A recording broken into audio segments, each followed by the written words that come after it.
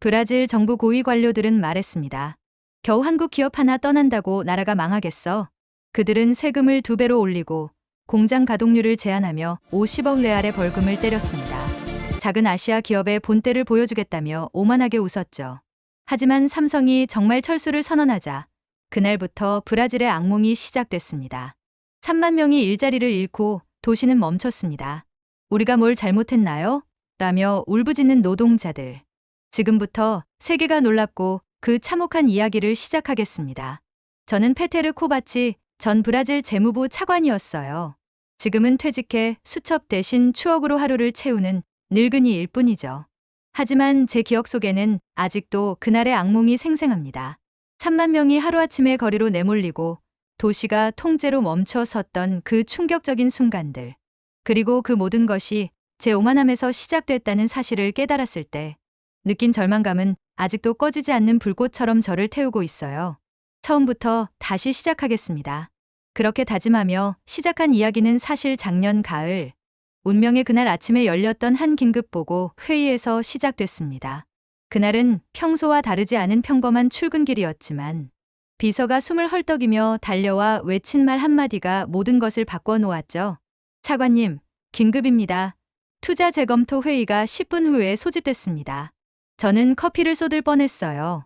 정말인가 하는 의심과 함께 심장이 쿵 내려앉았죠. 10분 후 회의실 문을 열었을 때 이미 공무원들 얼굴은 사냥감을 찾은 하이에나처럼 흥분으로 가득 차 있었습니다. 그리고 그 중심에는 베라즈 차관 이름만 들어도 예감이 왔어요. 무언가 심상찮은 일이 벌어지고 있다는 느낌. 그는 회의실 탁자 위에 쌓인 서류 더미를 손바닥 하나로 탁 내리치며 말했어요. 삼성이 또 배짱을 부렸어. 저는 순간 귀를 의심했죠. 삼성이, 그 이름이 헛기침처럼 뱉어진 그 순간 모든 게 무너지는 소리가 들렸습니다. 회의는 영국계 한국 기업, 삼성에 대한 인프라 추가 지원 연장 및 세금 감면 연장 요구로 시작했죠. 브라질 정부는 단호히 거절했고 분위기는 순식간에 살벌하게 변했습니다. 한국 기업을 대하는 태도가 마치 작은 나라 특혜만 바라는 기생충처럼 들렸어요. 충격이었죠. 회의가 끝난 뒤 복도에서 베라즈가 다가왔어요. 삼성이 정말로 떠난다면 그는 눈빛을 살짝 빛내며 말했습니다. 저는 자신만만했죠. 20년 넘게 쌓아온 투자 설마 포기하지는 않을 거야. 베라즈는 한숨을 내쉬며 CATL이 대신 들어올 준비가 됐다고 하네라고 말했어요. 순간 조금 불안해졌지만 곧 사라질 줄 알았습니다. 오만했어요. 며칠 뒤 예상대로 패스트 카운티 지방의회는 조용히 지방사업세를 1%에서 2%로 인상했습니다. 심지어 계산기를 두드리던 직원들의 얼굴에는 긴장과 흥분이 뒤섞여 있었어요. 세금률 인상이라는 무기를 이용해 특별히 한국 기업만 타겟으로 삼고 있다는 것이 분명했습니다. 그러던 어느 날 환경단체 대표가 면담을 요청했죠. 그린 브라질이라는 새로 등장한 단체였어요. 대표는 젊고 세련되어 보였지만 이상했어요. 소속 인물이 적었고 뚜렷한 이력이 없었죠. 그들이 제공한 자료는 뒷받침이 약했지만 언론은 이미 준비된 듯 기사를 쏟아냈습니다. 광고 패턴, 보도 시간, 문구들 모두 너무 조직적이었어요. 마치 누군가 각본을 짜놓은 것처럼. 그게 시작이었죠. 익명의 제보가 언론에 들어왔습니다. 삼성 공장이 5개월간 환경 허가 없이 운영됐다. 에 대한 내용이었어요. 무허가 운영, 유해물질 누출 가능성 곧바로 긴급조사팀이 조직됐고 브라질 내외 언론은 대서특필했죠. 하지만 공교롭게도 조사 반응 속도는 과하게 빠르고 SNS 여론은 이미 형성된 상태였습니다. 며칠 뒤 삼성 측으로부터 긴급 면담 요청이 왔습니다. 차관 접견실에 들어온 사람은 박상무였습니다. 그는 냉정했지만 단호했어요. 이건 명백한 표적 수사입니다. 표적 수사라니요? 그 말이 어쩌면 전환점이었을지도 모릅니다. 법무팀장까지 동석해 보여준 문서에는 같은 시기에 환경허가 만료된 독일, 일본, 프랑스계 공장도 많았지만 오직 삼성만 타겟이 되었다는 증거가 있었습니다. 저는 아무 말도 할 수 없었어요. 증거는 증거니까요. 표적 과세였고 저희는 그 함정에 스스로 빠져 있었던 겁니다. 그날 밤 브라질 정부는 공식 발표를 했습니다. 한국 기업에 대한 과도한 혜택을 시정하겠다. 전면적인 세금 인상, 규제 강화. 다음 날 신문 일면은 제 발언으로 도배됐고 시민 여론조사 결과 65%가 삼성 규제에 찬성한다는 보고가 나왔죠. 마치 모두가 우리 편인 것 같았어요. 하지만 그 이면에는 누군가 정확하게 타이밍을 계산한 듯한 움직임이 있었습니다. 그리고 결정적인 순간이 왔습니다. 삼성이 브라질 공장 완전 철수를 공식 발표한 그날. 비서가 떨리는 목소리로 전해온 소식. 텔레비전 속속고는 마치 제가 만든 재앙 앞에 던져진 마지막 판결 같았어요. 지속적인 규제 압박과 예측 불가능한 사업 환경으로 더 이상 브라질에서 사업을 지속할 수 없다고 판단했습니다. 그날은 제 인생에서 가장 길고 어두운 날이었습니다. 회사는 떠나고 3만 명 일자리는 사라졌고 도시 전체의 심장은 멎었죠. 삼성이 철수를 선언하기 며칠 전까지만 해도 저는 자신만만했습니다. 설마 떠날까? 20년간 투자한 걸 단번에 포기할 리 없어. 제 머릿속에는 여전히 삼성은 허세를 부리는 중이라 믿고 있었어요. 사실 삼성이 먼저 5번이나 면담을 요청했습니다. 그때마다 전 피했죠. 누가 갑이고 을인지 똑똑히 보여줘야 한다. 저는 그렇게 생각했습니다. 그러던 어느 날 이상한 소문이 퍼지기 시작했습니다. 베라즈 차관이 최근 중국 인사들과 비밀 미팅을 자주 갖는다. 제 비서가 조심스럽게 말했죠. 저는 그저 웃어 넘겼습니다. 그런 헛소문에 휘둘리지 마. 하지만 마음 한켠에 불안이 스치기 시작했어요. 창밖으로 보이던 삼성 공장의 불빛이 평소보다 어두워 보였거든요. 그리고 그날 밤 익명의 문자가 도착했습니다. 곧 재미있는 일이 일어날 겁니다. 준비하세요. 소름이 돋았죠. 누가 왜 보냈는지 알 수 없었습니다. 며칠 후 패스트 카운티 의회에서 지방세 인상안이 통과됐습니다. 사업세를 1%에서 2%로 올리는 조치였죠. 베라즈는 흡족한 표정으로 말했습니다. 이제 우리 손 안 대고 코 푸는 거야. 완벽하지? 그 말에 동조했던 저도 그제서야 뭔가 이상함을 느끼기 시작했습니다. 시장인 졸탄이 제 사무실로 찾아왔습니다. 얼굴은 불그락푸르락했죠. 차관님, 이게 무슨 짓입니까? 삼성에 대한 세금을 2배나 올리다니 미친 짓이에요. 우리 시경제가 어떻게 돌아가는지 아십니까? 저는 단호히 말했죠. 지금은 외국 기업에 휘둘리지 않을 때입니다. 브라질이 얼마나 위대한 나라인지 보여줘야죠. 하지만 시장의 말은 달랐습니다. 우리 시민 절반이 삼성과 직간접적으로 연결되어 있습니다. 그게 문제라고요? 그게 우리 경제라고요? 그의 외침이 회의실 벽을 울렸습니다. 그날 오후 마침내 삼성 측과 면담이 성사됐습니다. 박상무가 들어왔고 예상과는 달리 매우 차분한 인상이었습니다. 차관님, 우리가 브라질에 얼마나 기여했는지 아십니까? 그는 조용한 어조로 그러나 강한 눈빛으로 말했어요. 그는 서류를 꺼냈고 작년 한 해에 삼성 브라질 법인이 낸 세금 2억 레알, 고용 3만 명. R&D 투자 50억 레알, 10개 대학과의 산학협력, 매년 200명 엔지니어 양성, 장학금 50억 레알까지 제가 몰랐던 수치들이었고 충격이었습니다. 그럼에도 저는 원칙이라는 이름 아래 말했죠. 규칙은 규칙입니다. 그 순간 박상무는 표정을 바꾸며 서류 한 장을 더 꺼냈습니다. 같은 지역 독일계 기업은 여전히 0.5% 세율인데요. 왜 우리만 2%입니까? 그는 직설적으로 말했죠. 이건 표적 과세입니다. 더 놀라운 건 다음이었습니다. 차관님, 솔직해지시죠. 이건 누군가가 우리를 내쫓기 위해 계획한 겁니다. 언론도 마치 준비된 듯 움직였고 익명의 제보도 너무 정확했죠. 그는 마지막으로 명함을 건네며 말했습니다. 일주일 안에 연락 주십시오. 그 이유는 저희도 다른 선택을 할 수밖에 없을 겁니다. 그날 밤 저는 무력감을 느끼며 브리핑을 준비했습니다. 삼성에 대한 과도한 혜택은 시정돼야 합니다. 공정한 경쟁 환경을 만들겠습니다. 제 발언은 다음 날 신문 일면을 도배했죠. 하지만 이상한 일들이 연달아 벌어졌습니다. 조용했던 환경단체들이 갑자기 활발히 움직이기 시작했습니다. 배터리 공장 나가라. 우리 아이들의 미래를 지켜라. 시위대가 삼성 공장 정문 앞을 에워쌌죠. 누가 조직한 건지도 모르는 시위는 점점 거세졌고 그 중심에는 그린 브라질이라는 이름이 있었습니다. 너무 세련되고 전문적인 시위였습니다. 플래카드는 고급 인쇄물처럼 보였고 심지어 영어, 중국어 문구까지 적혀 있었어요. 저는 비서를 불렀죠. 이 단체 후원금 누가 대고 있는지 조사해봐. 그렇지만 조사 결과가 나오기도 전에 사태는 더 악화됐습니다. 언론은 일제히 삼성, 환경허가 없이 공장 운영이라는 뉴스를 쏟아냈습니다. 심지어 유해물질 무단 방출, 암환자 급증, 안전사고, 은폐 같은 터무니없는 루머들도 함께 떠돌았습니다. 언론의 타이밍은 너무 정교했어요. 오전 9시, 오후 3시, 저녁 7시 마치 누군가 조율하는 듯 했죠. 그 무렵 여론조사 결과가 나왔습니다. 시민의 65%가 삼성 규제 강화에 찬성한다는 결과였어요. 하지만 문항을 보니 유도된 질문이었습니다. 그때였습니다. 비서가 또 들어왔습니다. 차관님, 환경단체 조사 결과입니다. 그린 브라질의 주요 후원금 출처가 홍콩, 싱가포르, 케이맨 제도 계좌였습니다. 거기에 핵심 활동가의 과거 이력도 불분명합니다. 갑자기 등장한 인물이죠. 저는 점점 확신을 갖기 시작했습니다. 이건 단순한 여론이 아니라 조직적이고 계획적인 무언가였어요.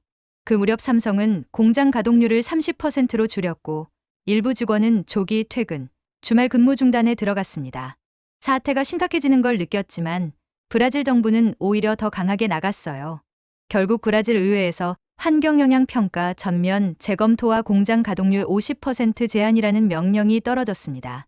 그리고 그때 진짜 폭풍이 몰려왔습니다. 삼성은 본사 최전무를 브라질에 급파했습니다. 그는 회의실에서 말했습니다. 폴란드와 체코 정부는 우리를 환영하고 있습니다.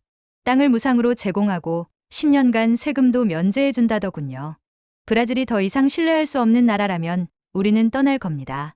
그리고는 한마디를 덧붙였죠. 이미 핵심 장비 이전 계획도 수립돼 있습니다. 결정만 남았습니다. 그날 저는 처음으로 진짜 두려움을 느꼈습니다. 삼성 최전무가 회의실 문을 나설 때 그는 마지막으로 이렇게 말했습니다. 차관님, 참고로 말씀드리죠. 이미 핵심 장비 이전 계획을 수립했습니다. 결정만 내리면 한 달 안에 실행 가능합니다. 그 말은 칼처럼 제 가슴을 꿰뚫었어요. 저는 당황한 채로 정말로 떠날 생각입니까? 라고 되물었죠. 그는 돌아보지도 않고 말했습니다. 이제는 차관님이 결정하실 일입니다.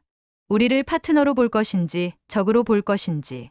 그날 밤 저는 베라즈 차관과 긴급 회동을 가졌습니다. 설마 진짜 떠나겠어? 허세야, 허세. 여전히 그는 자신만만했어요. 그러나 저는 뭔가 이상한 느낌을 떨칠 수 없었습니다. 그런데 CATL은 진짜 들어올 준비가 된 거 맞아? 제가 조심스럽게 물었죠. 그러자 베라즈는 자신 있게 말했습니다. 직접 연락받았어.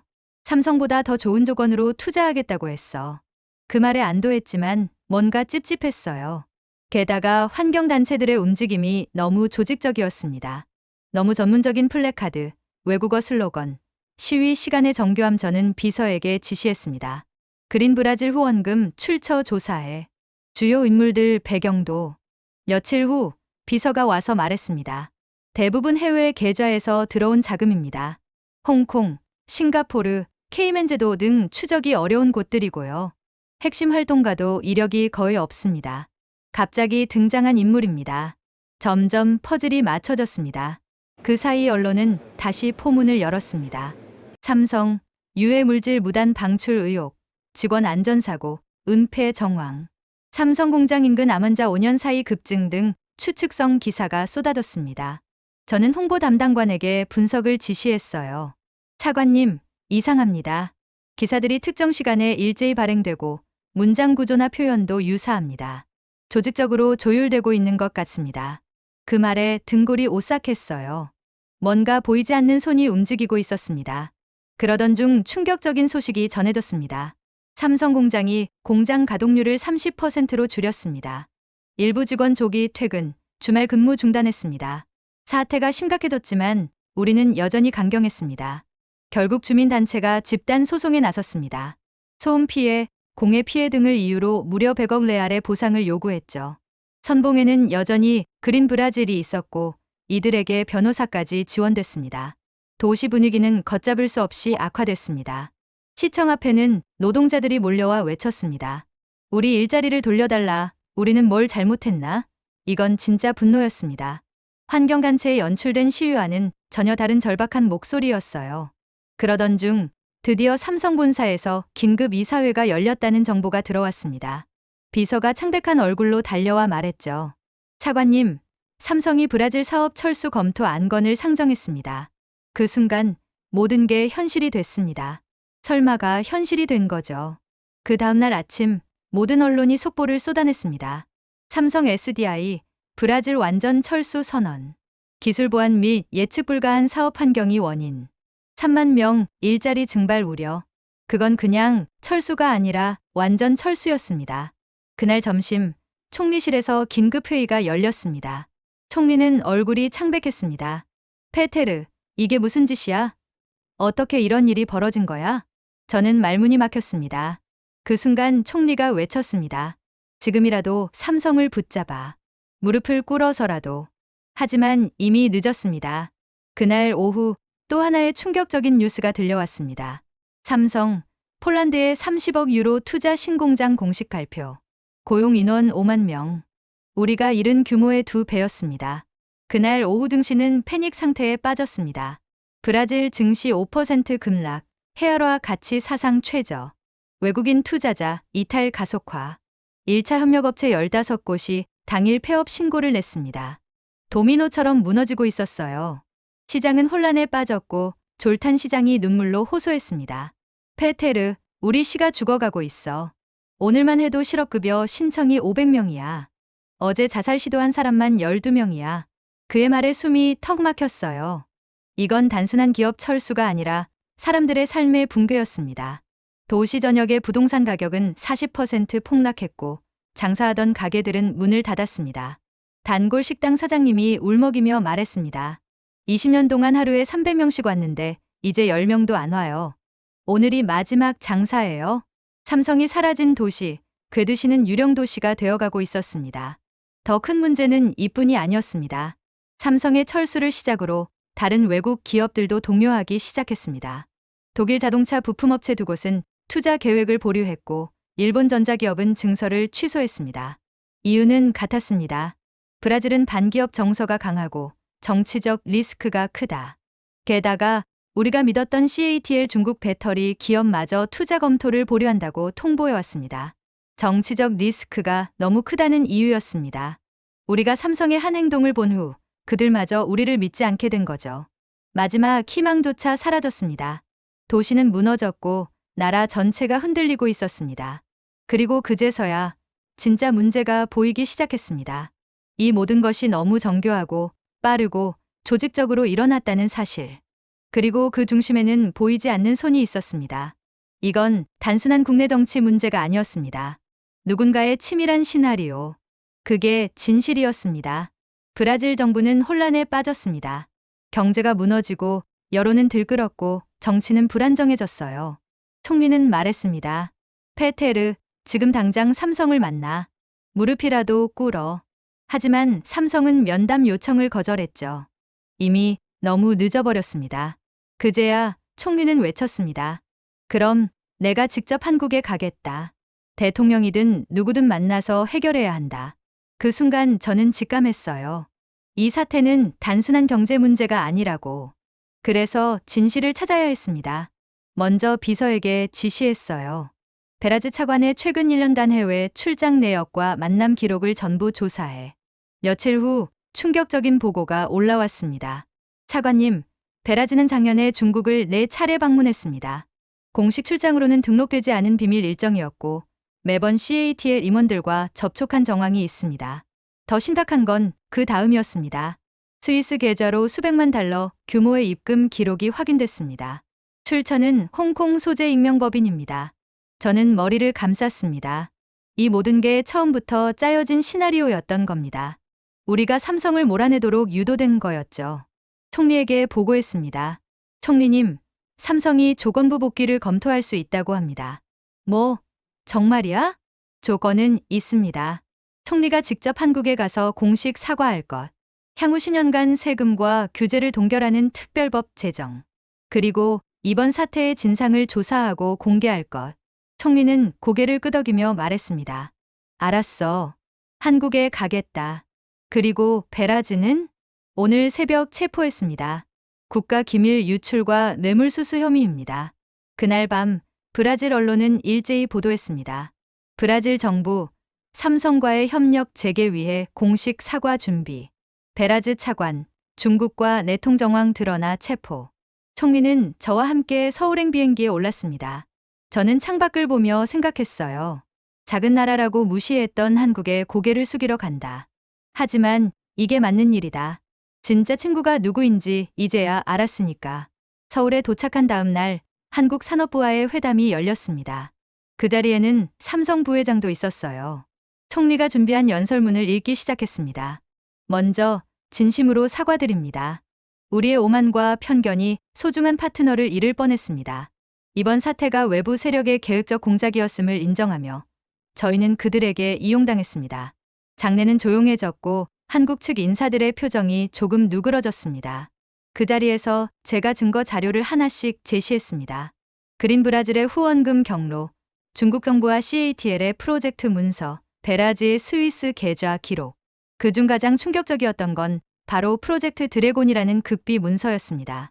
중국 정부와 CATL이 공동으로 작성한 문서로 유럽남미 전기차 배터리 시장에서 한국 기업을 축출하기 위한 전략이 구체적으로 서술돼 있었어요.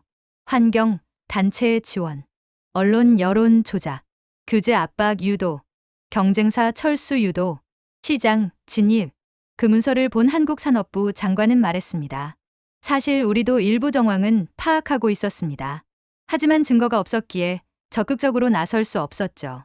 삼성 부회장은 조용히 말했어요. 아니, 브라질이 그걸 밝혀냈군요. 이제 남은 건 결정입니다. 총리는 고개를 숙이며 말했습니다. 우리가 실수했습니다. 하지만 다시 함께하고 싶습니다. 진짜 파트너십을 맺고 싶습니다. 삼성은 숙고 끝에 조건부 복귀를 결정했습니다.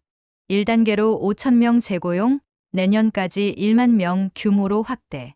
공장 전체의 50%만 복구하고 나머지는 폴란드에 유지. 브라질 한국 기술협력센터 공동 설립. 그 발표는 브라질 전역에 희망의 불씨를 던졌습니다. 그리고 6개월 후 궤도시는 다시 살아나기 시작했어요. 문 닫았던 가게들이 다시 문을 열었고 거리에는 다시 사람들이 모이기 시작했습니다. 제가 단골이었던 식당의 주인도 말했어요. 차관님, 다시 살아났어요. 삼성 직원들이 돌아오니까 손님이 생겨요. 가슴이 찡했어요. 이게 진짜 회복의 시작이었습니다. 물론 상처는 남았습니다. 폐업한 협력업체의 절반은 돌아오지 못했고 많은 인재들은 이미 떠났습니다. 신뢰는 깨지는 건 한순간이지만 회복에는 오랜 시간이 걸린다는 걸 뼈저리게 배웠습니다. 하지만 희망은 있었습니다. 한국과 공동 설립한 기술협력센터에서는 브라질 청년들이 배터리 기술을 배우고 있었어요. 한 학생은 말했습니다. 이제는 그냥 조립이 아니라 원리를 배워요. 한국 선생님들이 기술을 아낌없이 가르쳐 주세요. 이게 우리가 처음부터 했어야 했던 진짜 협력이었습니다. 그리고 마침내 유럽 전역에서도 중국의 프로젝트 드래곤이 폭로되면서 브라질은 진실을 밝혀낸 첫 번째 국가로 평가받게 되었어요. 아이러니하게도 가장 큰 피해를 입었지만 역사에 남을 역할을 한 셈이었습니다. 마지막으로 저는 한 사람을 면회했습니다. 감옥에 갇힌 베라즈. 왜 그랬어? 제가 묻자 그는 조용히 말했습니다. 더 큰 미래를 본다고 생각했어. 중국이 더 강하니까. 하지만 난 바보였지. 이용당하고 버려졌어. 저는 돌아서며 말했습니다. 이제 진짜 친구가 누군지 알겠지. 저는 지금 은퇴했습니다. 후배들에게 항상 말합니다. 오만은 재앙의 시작이고 겸손은 지혜의 시작이다. 그리고 작은 나라는 없다. 오직 작은 생각만 있을 뿐이다. 한 기업을 가볍게 여긴 판단이 한 도시, 한 나라를 흔들었습니다. 우리가 진짜로 지켜야 할 가치는 신뢰와 협력이라는 걸 깨닫게 하고 이 작은 오만이 얼마나 큰 재앙을 부를 수 있는지 생각해보는 시간이었습니다. 구독자님들은 오늘 이야기가 어떠셨는지요? 좋아요와 구독은 대한민국의 가치를 알리는 데 큰 힘이 됩니다. 더 많은 감동적인 한국 이야기를 전해드릴 걸 약속하며 지금까지 감동 소식이었습니다.